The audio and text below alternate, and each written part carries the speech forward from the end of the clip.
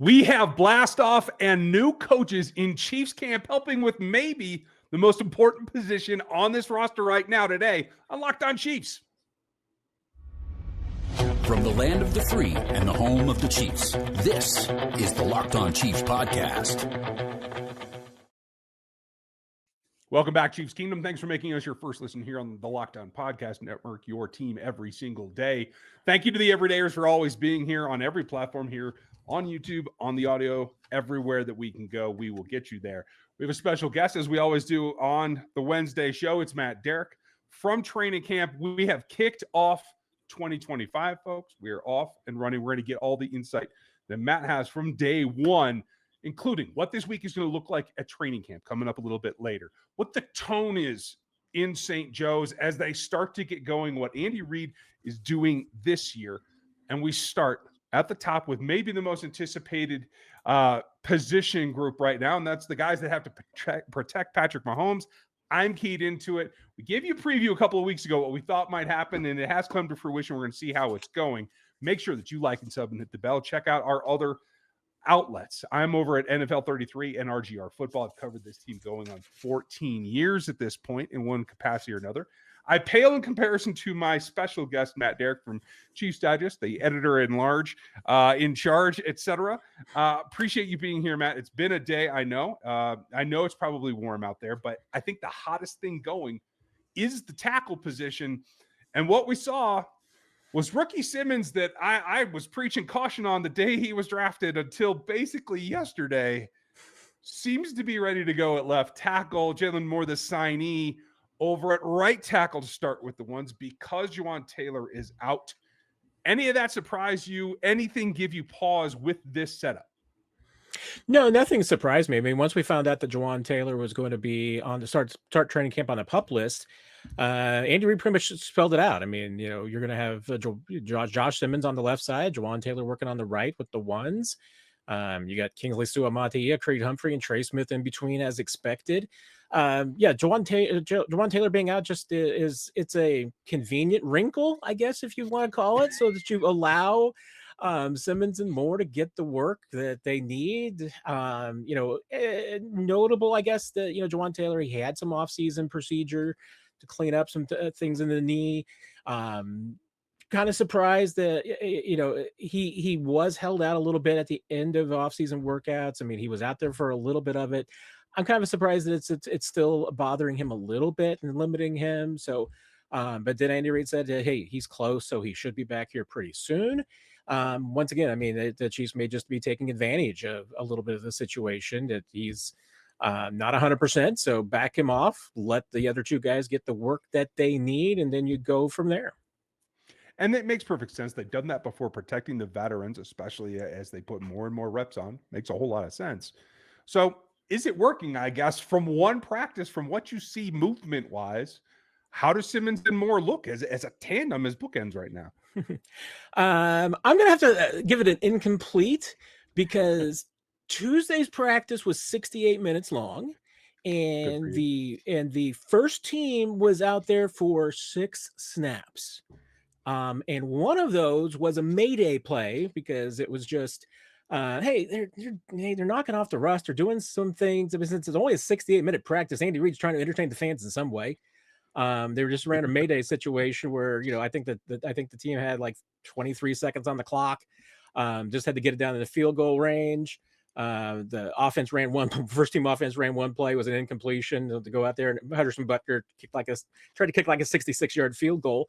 And then they had missed it to the wide left, and then they had like 5 other plays for a brief team period. So they weren't out there very long. Now, I will say the only thing that struck me watching, Josh Simmons is that I thought he looked really kind of thin in the base.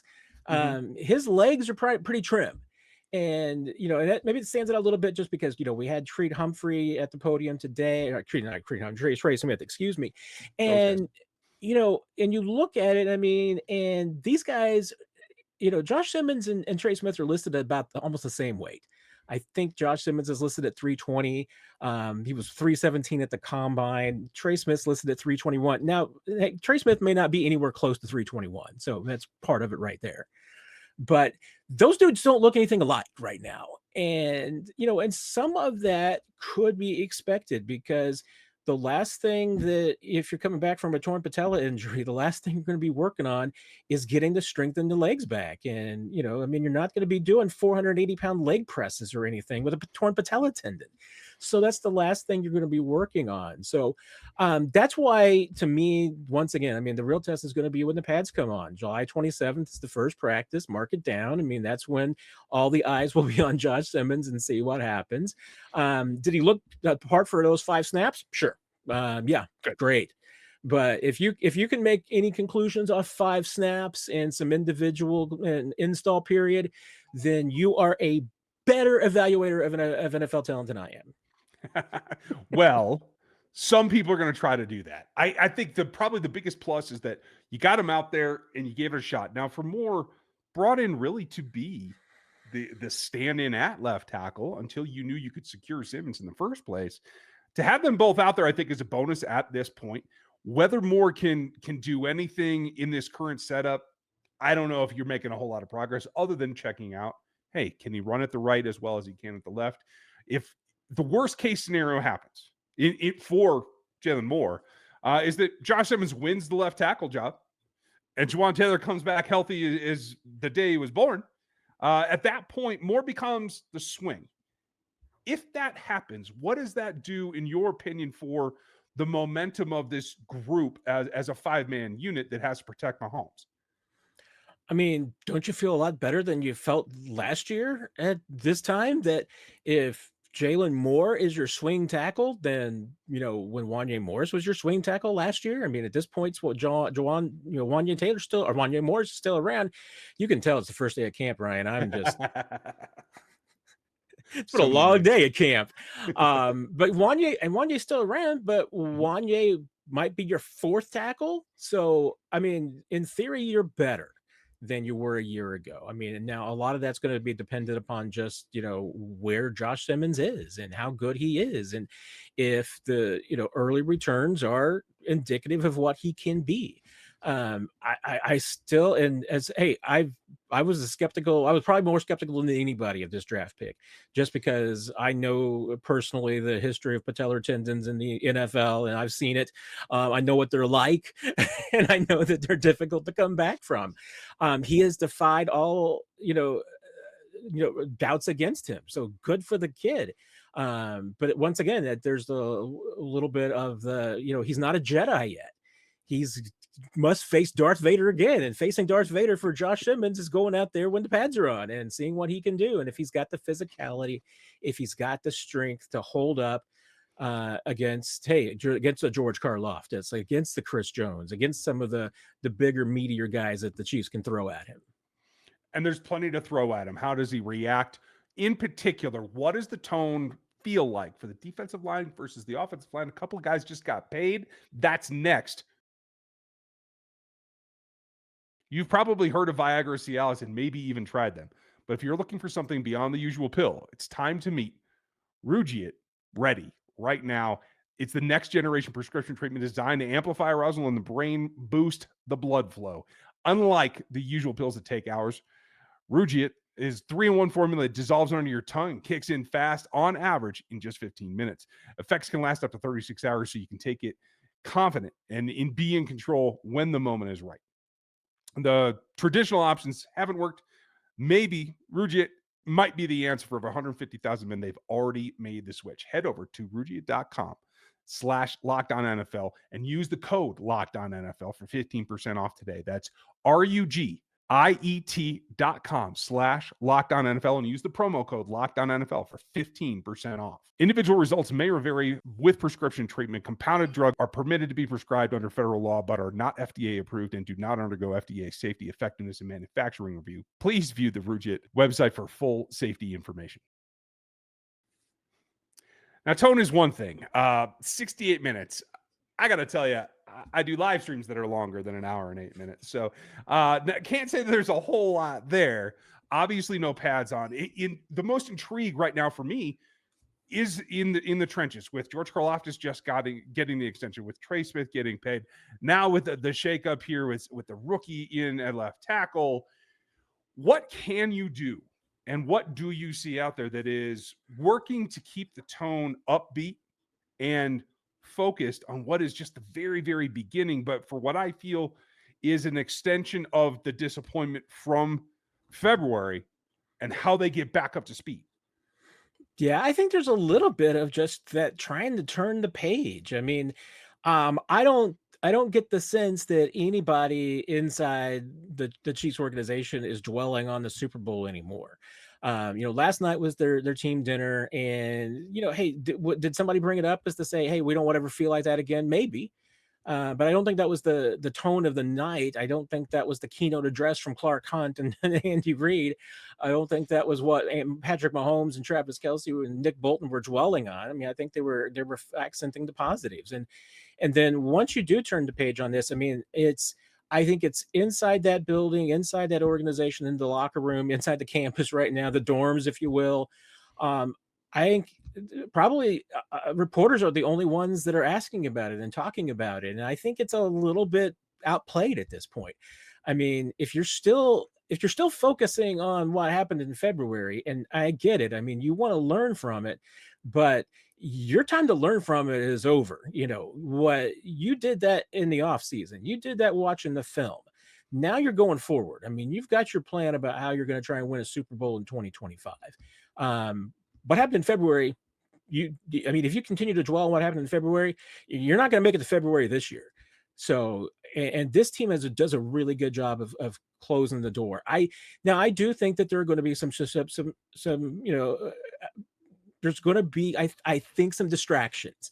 And oddly enough, I mean, one of them I think is going to be this documentary that ESPN is doing, that is going to be kind of a 2-track story. It's a little bit the history of the Chiefs, but it's also story of the 2024 season. So this team is going to get to see the 2024 season replay itself on ESPN in this six episode series. And I wonder how that's going to play, over and everything like that. And then, I wonder how, if the players are going to watch it, if they're just going to, block it out, because I do think that they're done dwelling on the Super Bowl. And I don't even know if they want to see that, or if they just want to move on and just focus on the year ahead, because I do. I mean, I think focusing on the past at this point can only get you in trouble. Yeah, you should have learned your lesson. Now you have to apply those changes, right? One of the changes that I think will help is from Unlimited Media. I saw about training camp, given that it was season ticket holders. I wasn't there. You were. Seems a lot of overwhelming joy for George Karlaftis in particular. D-line group looked pretty spry to me. A couple of things that I saw look like the energy is up, and maybe that's just due to the congratulatory tone that you get when somebody, your position group, signs their extension, something that all players focus on being part of their path in this league. What can you take away from the way the team is going about their business on day one? Yeah, I don't think there's any doubt. I mean, the Karlaftis and the Trey Smith shinings, they're good things. I mean, it's a chance for this team to celebrate, and people on the outside don't always understand, what those contracts can do and those rewards can do for the rest of the team. Because, sometimes when you let veterans walk and teams do that, it sends a message in the organization that, hey, none of us are long for here, that you could do your job and this team is still not going to sign you. They're still going to let you walk. They're going to let you go somewhere else, and that there's no future. When the Chiefs make signings like this, and if they're able to get something done with Trent McDuffie, they'll do the exact same thing. It's going to let everybody on this team know that, hey, if you do your job, this organization will reward you, that they want to see that. And, you can look around the league and you can see that doesn't happen in every organization. There's plenty that make stories about the fact that, their players are not getting rewarded for the jobs that they have done. And I think that I think is not well understood, outside the team environment. So, yeah, I mean, these players are happy. Are there some players that worry about how it's going to impact them? Because you're like, hey, wait, Trey Smith got paid. I play Trey Smith's position, or I play George Karlaftis' position. How does that affect me? Yeah, there's going to be some of that, but I said, at the same time, I mean, generally the players are, hey, one gets paid, everybody's happy for them. And that helps out. But, how does it translate onto the field? I mean, I think, especially with this team, you see them getting back to the basics and everything. And, and you talk about the defensive line, once again, a small sample size, 6 first team snaps, so there's not too much to take away from it, and especially some of the scenarios. But watching the first team work, there were some things that I thought were a little interesting. We were wondering who might start next to Chris Jones. Mike Pennell was the guy working mostly, especially in installs. He was the guy working next to Chris Jones. I thought it was a little bit interesting that Jaden Hicks was working with the twos, and that it was primarily Chamari Connor and Brian Cook working with the ones, with Hicks basically coming in as a dime safety. That's not entirely how I saw maybe the beginning of camp, and it doesn't mean that's the way the camp is going to end, because Steve Spagnuolo, Dave Merritt, they are mad scientists. They are going to work different rotations, and Christian Fulton's not out there, so that affects a little bit of the defensive backfield and the cornerback situation.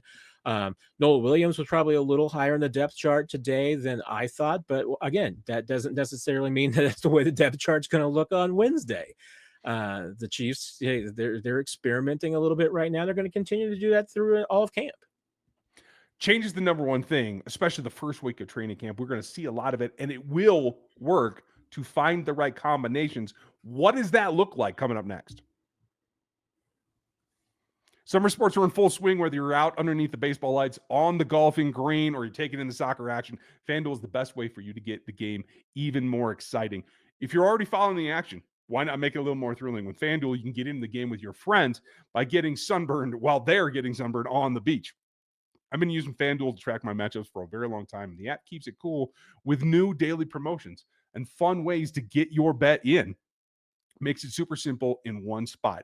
If you're new to FanDuel right now, it is the time, because new customers can bet just $5 to get $150 back in bonus bets if your first bet wins.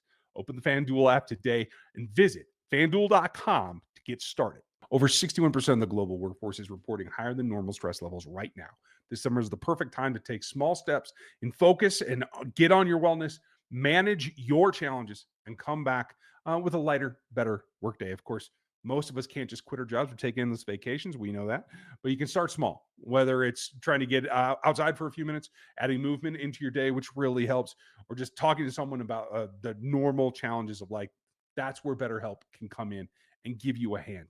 It allows you to establish healthier boundaries at work so that you don't stress over when you're at home versus when you're at work, etc.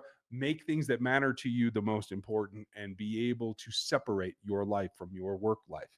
Right now, the largest online therapy in the world, BetterHelp, can help you access the mental health professionals with a diverse variety of expertise and get it all done. Unwind from work with BetterHelp. Our listeners get 10% off their first month at BetterHelp.com/lockedon. That's BetterHelp, HELP.com/lockedon.